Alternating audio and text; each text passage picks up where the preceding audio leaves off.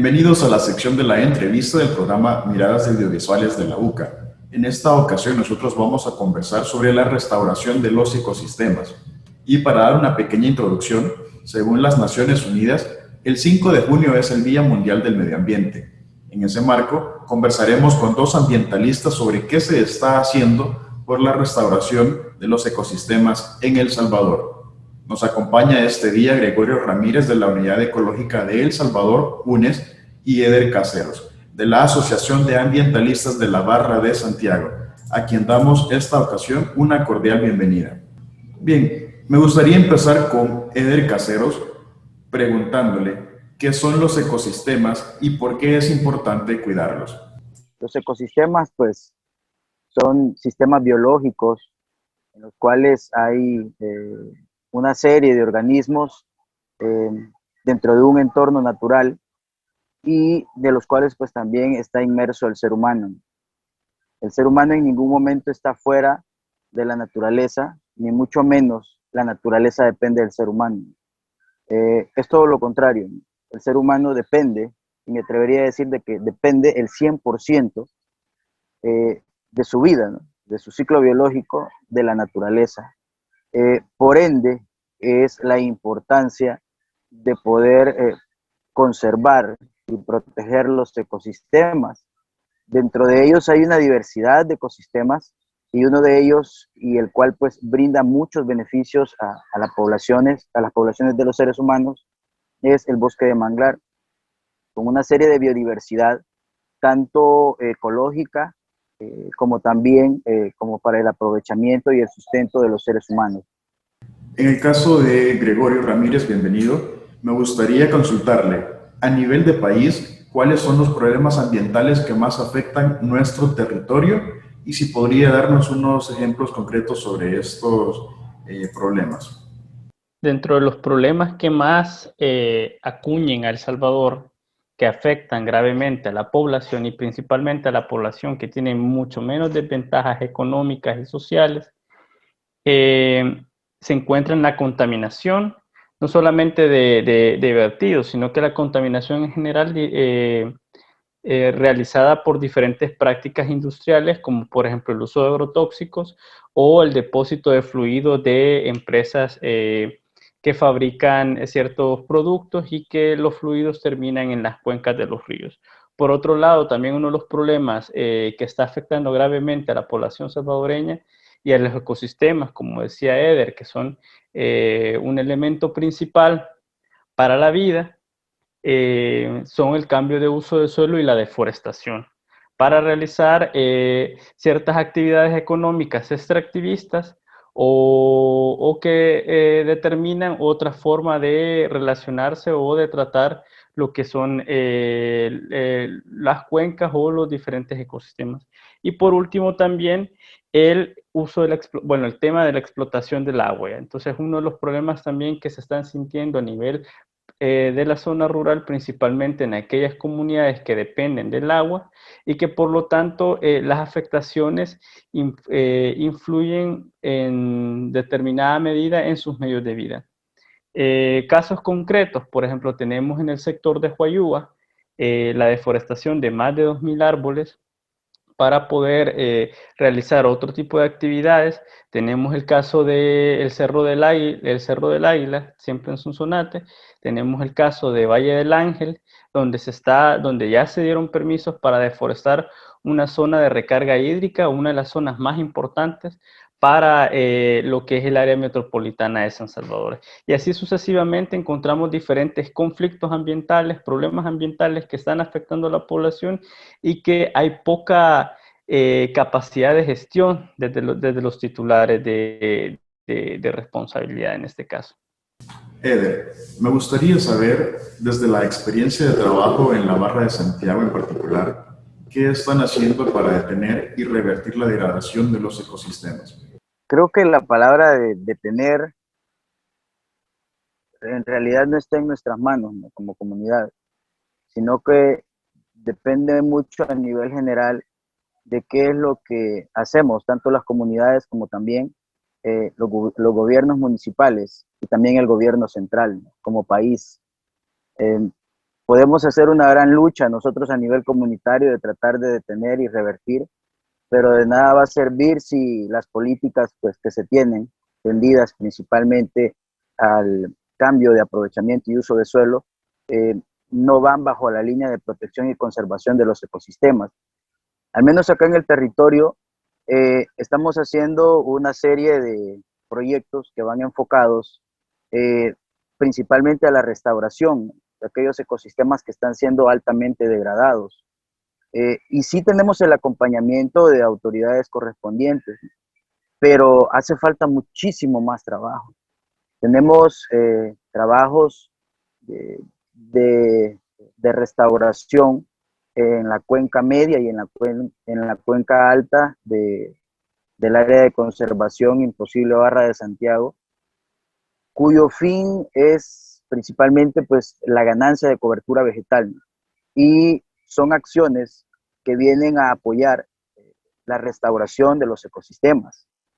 A la vez, pues en la zona baja también tenemos una serie de proyectos que están enfocados a restaurar el ecosistema de manglar, pero me gustaría dejar muy en claro que de qué nos sirve el estar haciendo muchos esfuerzos en restaurar, porque el restaurar es muchísimo más caro que el poder mantener un sitio. Y eso se debería de quedar muy en claro a nivel de país e incluso pues, bajo las medidas internacionales se hace mención esto. Me atrevería a decir incluso que se triplican los gastos de esfuerzos en restauración. ¿Por qué es tan caro ese esfuerzo de restaurar? Porque no solamente lo estamos viendo con fines monetarios, sino también estamos viendo la pérdida, por ejemplo, de cobertura boscosa, el incremento de la temperatura, el no consumo de dióxido de carbono en las zonas que están siendo degradadas, versus todo ese cambio que tenemos que hacer en revertirlo con los esfuerzos de restauración. Y ahí viene sumado ya lo que son mano de obra, las diferentes técnicas aplicadas a la restauración, cuánto dinero se gasta, ¿ya?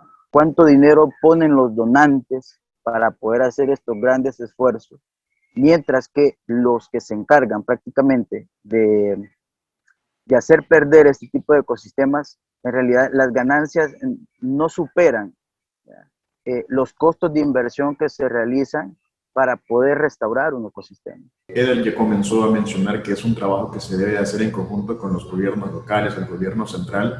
Según la UNES, ¿qué se está haciendo a nivel de políticas públicas para proteger los recursos ambientales del país y para restaurar los ecosistemas? Dentro de la política pública ambiental se ha dado un retroceso significativo en términos de apostarle a la conservación y a la protección de los ecosistemas. ¿Por qué decimos eso? Porque las mismas declaraciones del ministro de Medio Ambiente y la misma información que ha dado en flexibilizar los permisos ambientales es una clara evidencia de que hay poca apuesta a conservar, a restaurar, a preservar lo que son los ecosistemas en nuestro país y todos los bienes naturales, ¿ya? Por ejemplo, se han flexibilizado permisos para las urbanizadoras o para aquellas empresas que hacen uso del agua. Entonces, como dice Eder, la inversión en temas de restauración puede triplicarse, pero, o puede aportar en cierta medida, pero si no se cambian de manera estructural las formas en que se relaciona la población y no se regula desde las entidades públicas, este tipo de acciones no van a haber cambios significativos. Entonces, en el país está predominando una visión más de desarrollo económico a partir del crecimiento económico, de generación de ingresos, pero no se está tomando estos elementos claves como lo que es la sustentabilidad ambiental o los derechos de la naturaleza o aquella visión de justicia ecológica para las personas. ¿Por qué digo de justicia ecológica? Porque se prioriza, por ejemplo, a que ganaderos o cañeros tomen más agua o tomen agua de los ríos o de las cuencas y que las comunidades que dependen, ya sea de la pesca o de la agricultura familiar, sufran los impactos de la reducción de los caudales. ¿Ya? Entonces, vemos de que la política pública está beneficiando a ciertos grupos económicos en el país y que tiene una visión de desarrollo meramente economicista, más allá de sustentabilidad o de una visión social. Eder, ¿cuáles son los retos para las comunidades y los gobiernos locales en la preservación de los ecosistemas? Los retos, además de las comunidades y los gobiernos locales, también tenemos que incluir al gobierno central, porque el reto y el desafío es para todos. Podemos decir, sí se han hecho acciones, pero también debemos de decir de que no son las suficientes. Por nuestra parte, a nivel comunitario, hacemos lo que esté a nuestro alcance, ¿verdad? Con lo que podamos hacer. Por parte de los gobiernos comunales, igual tienen que sumarse a esta labor, tienen que tener más presencia, mayor actividad, mayor acción en campo, en el territorio. Igualmente al gobierno central. No solamente vamos a hablar de escribir políticas y estrategias, porque eso al fin y al cabo se queda en papel, pero necesitamos ver la acción, el compromiso que cada uno debe de tener. Esto de hablar acerca de la degradación ambiental que estamos teniendo y principalmente en el país, no es un juego, ya no tienen que verlo como un juego, sino más bien pues una de las partes críticas que se está viendo. El desarrollo de un país no solo es hablar de plata, no solo es hablar de dinero, ni tampoco vamos a educar al pueblo salvadoreño con tener más plata, ¿no? Sino que tenemos que saber concientizarlos la importancia que tienen los recursos naturales para nosotros y no verlo con romanticismo, ¿no? Sino más bien que el aprovechamiento adecuado que tenemos que hacer de ellos. Porque si lo hacemos de manera convencional, como hemos venido trabajando, más aún con estos permisos ambientales que se han venido dando, sabemos de que el deterioro va a pasos acelerados. Entonces, en vez de ver un cambio positivo a mediano y largo plazo, va a ser todo lo contrario, ¿no? Bueno, ya para terminar, Gregorio, me gustaría preguntarle cuáles son los principales retos del gobierno central y local también en el cuidado de preservación de los ecosistemas. Que el país retome propuestas que desde los movimientos sociales se han planteado, como la Ley General del Agua, como el cambio de la matriz energética, como la prohibición de los agrotóxicos, como fomentar espacios de gobernanza ambiental para la regulación de los bienes naturales. Entonces, es necesario ampliar esta gama de participación ciudadana y sustentabilidad para poder reducir los impactos que ya están las comunidades sufriendo en temas de escasez de agua, temas de salud, temas de pérdida de biodiversidad. Entonces, es necesario que la política pública se enfoque en la sustentabilidad y no en el mercado, por decirlo así. Gracias por haber aceptado la invitación a la sección de la entrevista del programa Miradas. En esta ocasión conversamos con Gregorio Ramírez de la UNES y Eder Cáceros de las asociaciones ambientalistas de la Barra de Santiago sobre restauración de los ecosistemas. Siga en sintonía de su programa Miradas.